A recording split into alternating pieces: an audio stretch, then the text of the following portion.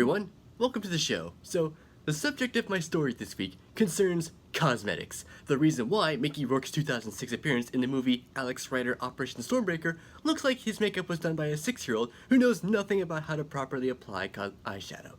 Look, I'm serious here. We're gonna talk about cosmetics this week. Look, it's the week of my birthday, so I think we should discuss what I want us to discuss. And on that note, I want you to take a look at this TikTok video on how to properly curl your eyelashes.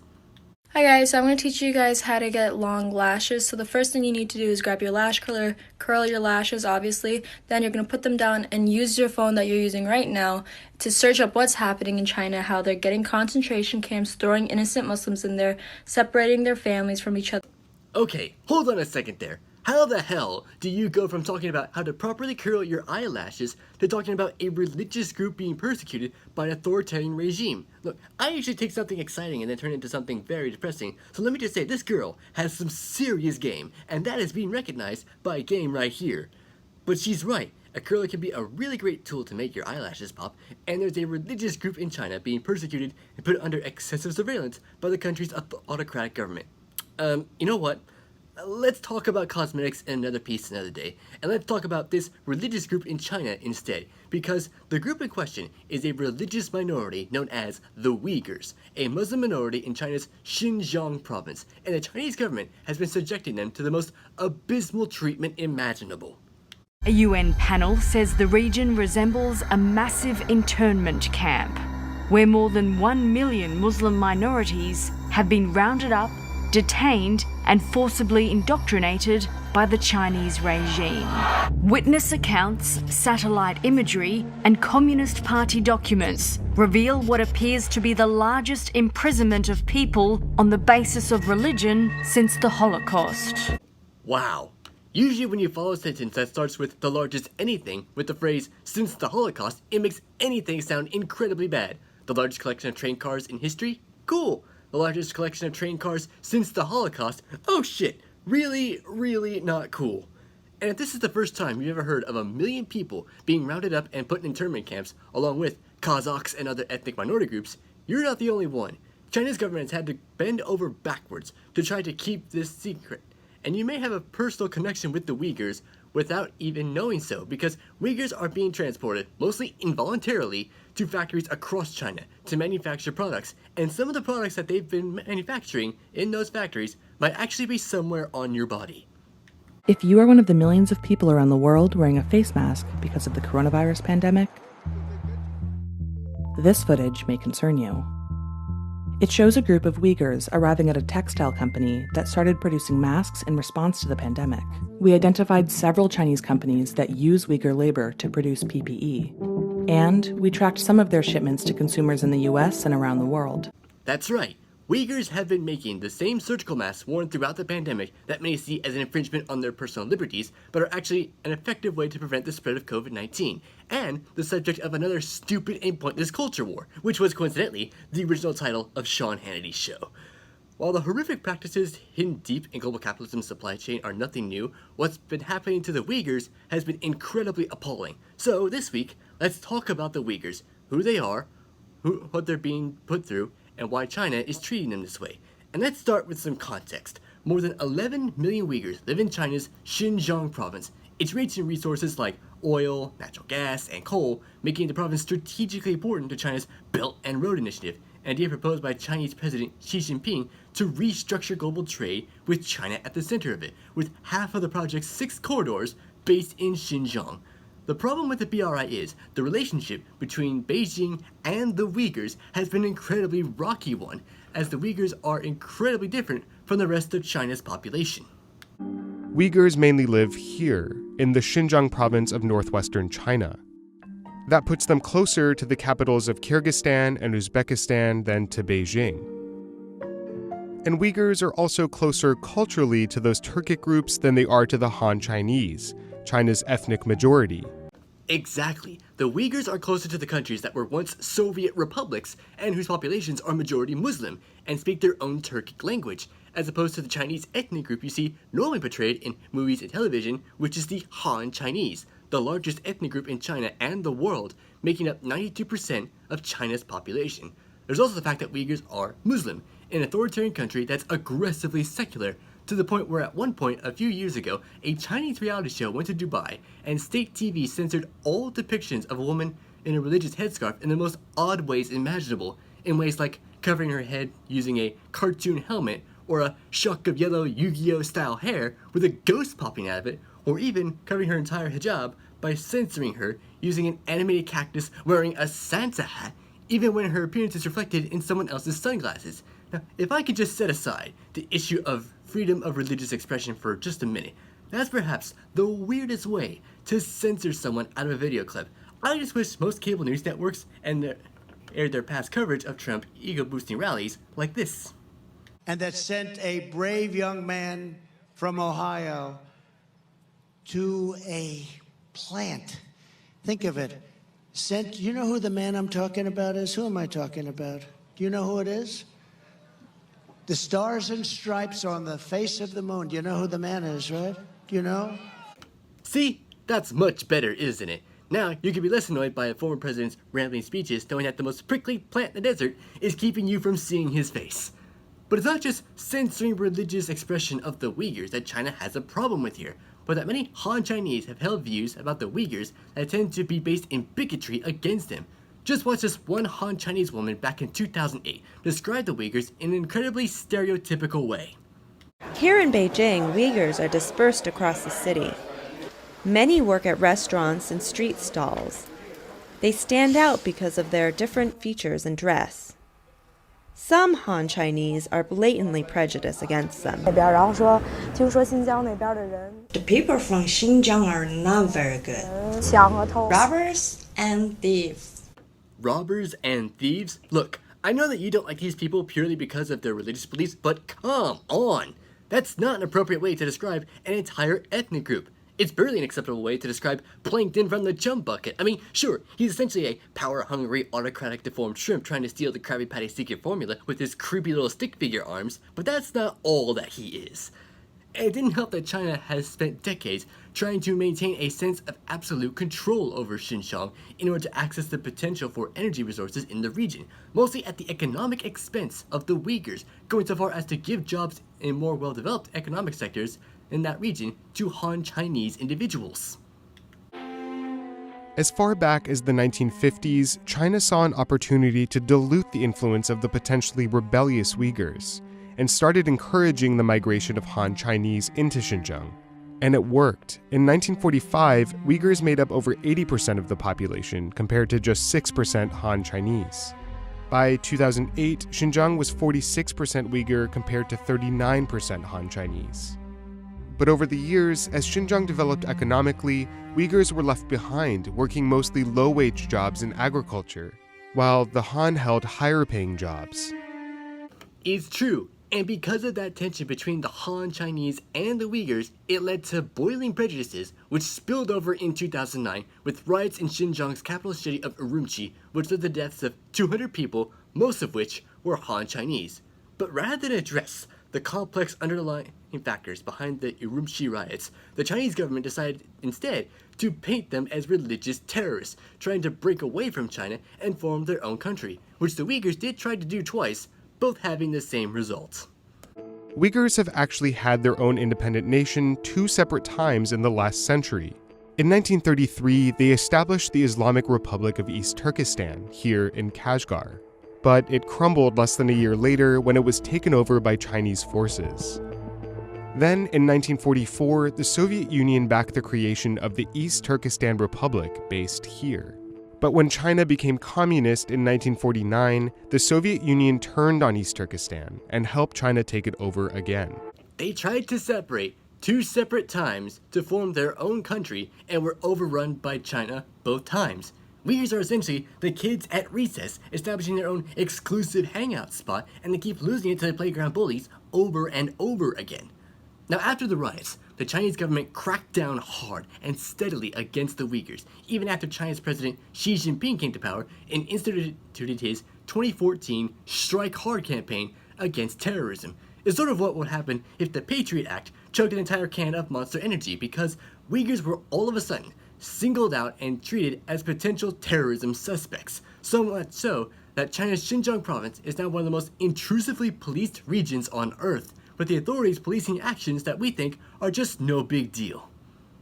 If you go through Uyghur neighborhoods or suburbs, you see cameras over literally every house entrance, so the government can see who enters and who leaves. How low is the bar for being highlighted by the system? Are you socializing more or less with your neighbors?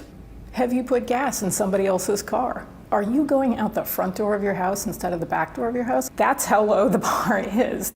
Yeah, if you think that's scary, you should know that it goes way further than that, as the Chinese government has a list of 75 behavioral indications of religious extremism. Some of those indications are incredibly vague in description, like people who store large amounts of food, those who smoke and drink but quit doing so quite suddenly, and those who buy or store dumbbells without obvious reason. That last one is pretty ridiculous because I've got 2 reasons for owning dumbbells right here. It's not called a workout routine if you put the work into it. They call me the busboy because during the dinner rush, I don't stop stacking those plates. I call this one Carolina Reaper and this one Ghost Pepper because my wings are red hot.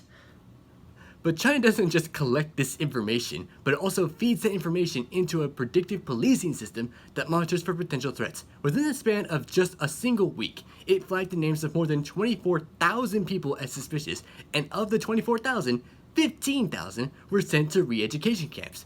And when China's government is ever questioned on this matter, they will argue that they're simply doing everything possible to reduce and prevent crime.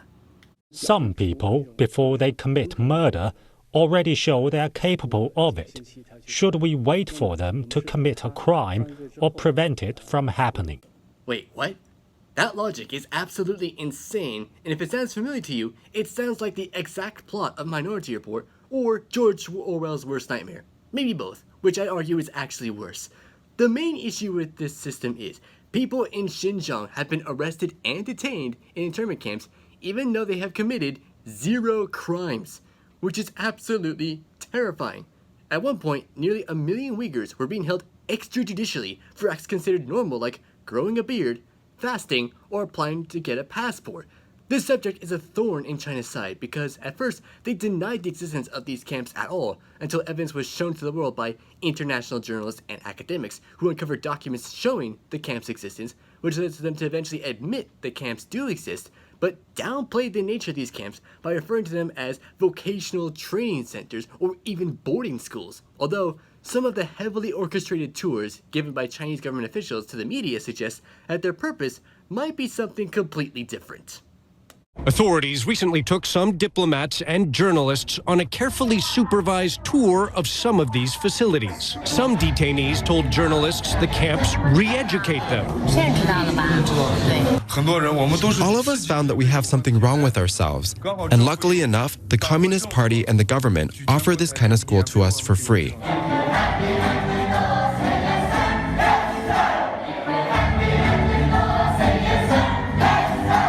Okay, that is just spooky. I think it's even more spooky than a CGI Egyptian ghost standing outside at nighttime mist in the middle of nowhere telling me to return the slab or suffer my curse.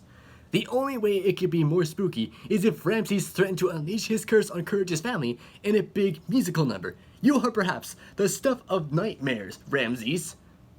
As for the talk from the Chinese government about these camps being centers of vocational training, they sure look more like prisons. A series of leaked classified documents show that these facilities instructed staff to prevent students from freely contacting anyone in the outside world, and that they should strictly manage and control student activities in order to prevent escapes. And the phrase, prevent escapes, is kind of suspicious. If your employee handbook contains the phrase, prevent escapes, you're either working at a prison, the nursing home Happy Gilmore sent his grandmother to, or either an Amazon fulfillment center. And if that wasn't enough to convince everyone that these facilities are internment camps, listen to this Uyghur woman who's a former detainee tell you the kind of treatment she was subjected to. Each woman gets 2 minutes to go to the toilet. They tell you to be quick, quick, quick. If you're not quick enough, they shock you with an electric baton on the back of your head. It really hurt. And they did it a lot.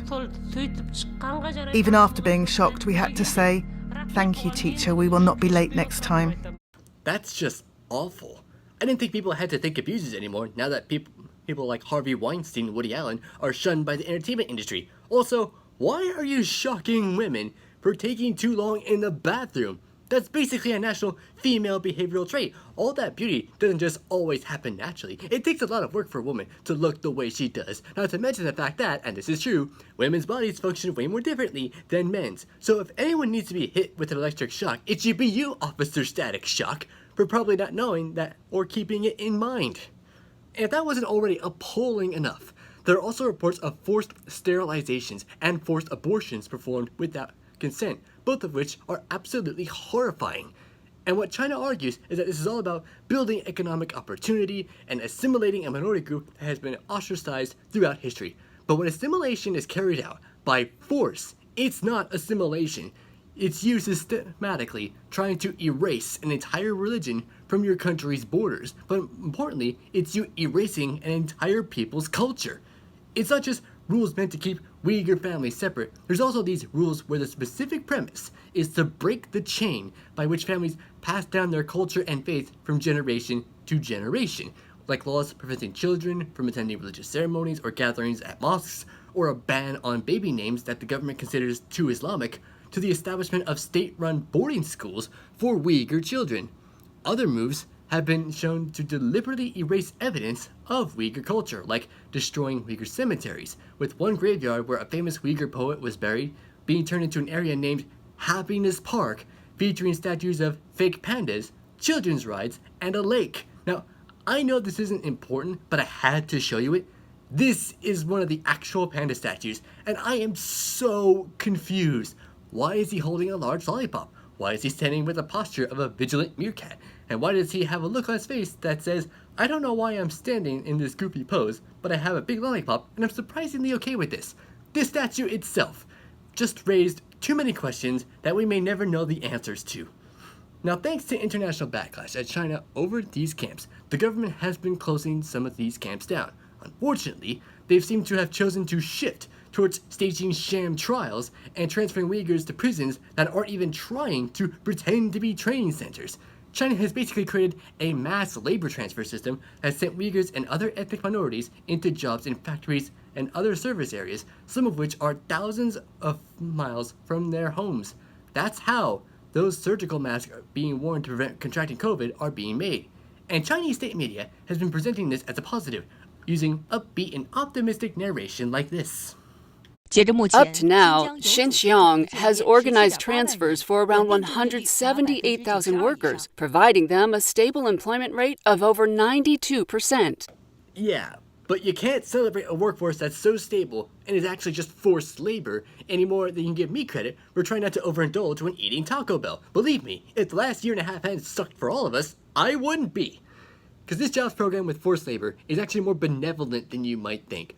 One local government report said that distancing Uyghurs far from their homes would allow for distancing them from religiously extreme views and educate them.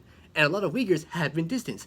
One think tank in Australia found that when investigating forced labor in China, at the conservative estimate, over a period of just 2 years, more than 80,000 Uyghurs were transferred out of Xinjiang to be working in factories across China. Not only that, but they also found that nearly 8 dozen companies directly or indirectly benefit from Uyghur labor in their supply chains. Some of them were big international and recognizable brands like Nike.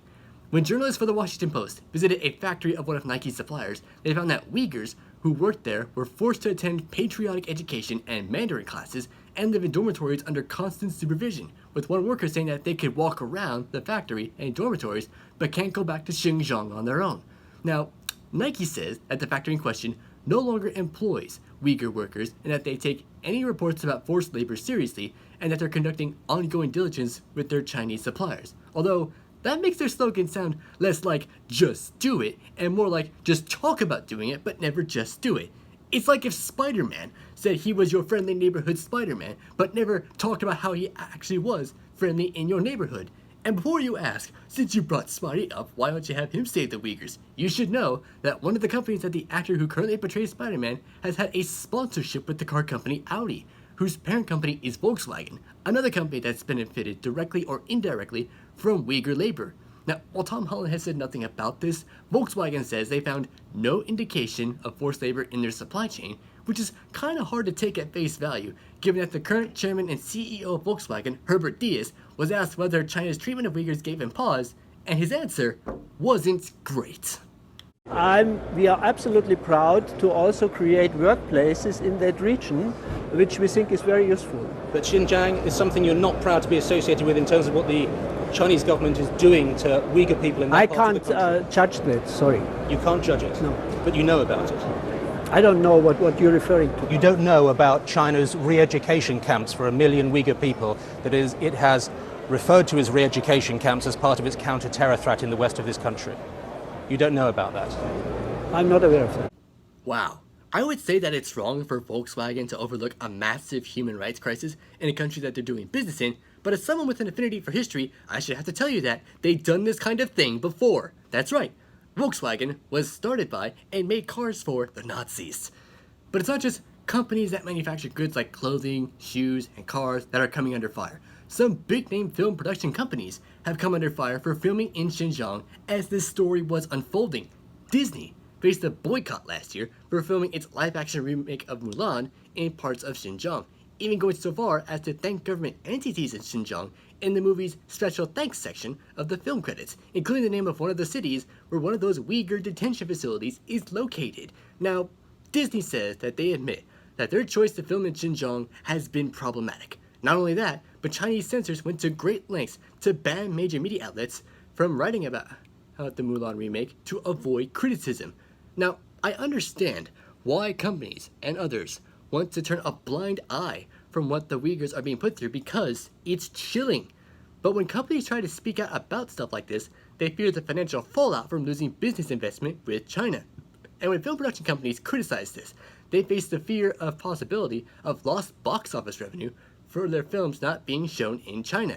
And when Hollywood actors try to speak out about this, or any issues that the Chinese government doesn't like, they face the possibility of being banned from China or being blacklisted from the entire entertainment industry. And sometimes, when they are photographed with people that China doesn't like, they are banned from China or have their films banned from being shown there. Although, there have been exceptions when they associate with figures China doesn't like and don't face opposition from China's government.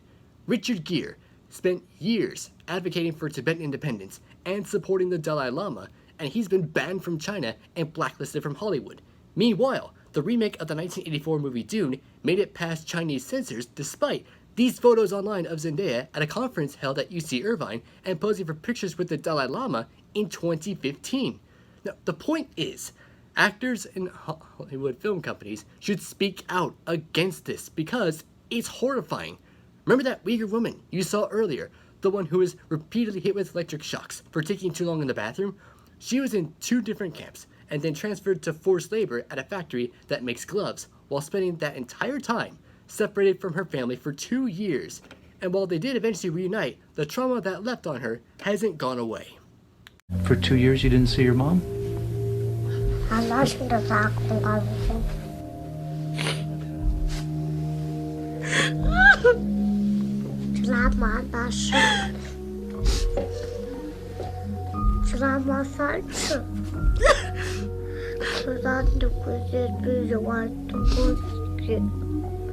That's heartbreaking and absolutely unforgivable. And every time the US has tried to gain the moral high ground and criticize China for its genocide of Uyghurs, China's government is always quick to fire back with whataboutism by responding to US criticism by invoking atrocities from the American history of genocide against Native Americans to systemic racism, with one Chinese government official tweeting, "George Floyd's death shows us that US systemic racism has choked ethnic minorities so hard that they can't breathe." Look, those are fair criticism of us. They're fair critiques, but it's possible for 2 statements to both be wrong at the same time that they're made. And I know that the US-China relationship is complicated, especially now, and often it results into ridiculous battles of us versus them. But promotion of human rights should be something we all universally agree on.